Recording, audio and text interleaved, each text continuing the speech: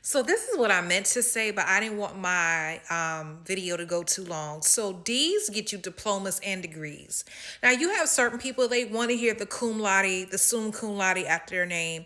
And if you plan on applying to graduate school, you want to have the highest grade possible. Correct me if I'm wrong. When you try to apply to jobs after colleges, they're not asking for your GPA. They're asking if you graduated. They're asking you to have the degree that just shows that you have a level of expertise. So that's why I never forget. I was the DL Hughley show. He has a segment where this guy comes on and talks about his HBCU college experience, and he was saying how his mom told him for the first time, "I really don't care if you just get a D or a C." She said, "I don't want you stressing yourself out to get these B's and these A's for these classes when the reality is at the end of the day, you're still going to get the degree, regardless of whether it's a D or a C."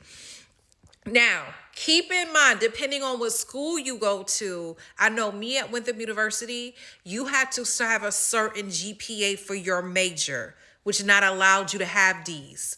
You could have C's, but you couldn't get D's. In graduate school, I know this particular graduate program I was a part of, if you got a C, you were on academic probation. If you got a D, you will put out the program. Sadly, that happened to me.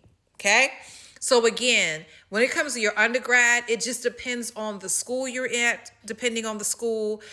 If it's a general education class or it's part of your major, you could slip with that D if that was your best possible work. I did that, I want to say, my freshman year. I never forget, my mom said, "If you come home with another D, you are coming home." But I explained to her that was the best I can do in that psychology class because it kicked my behind. It did not kick me out of school, but her thing is she didn't want me to come home with any more D's.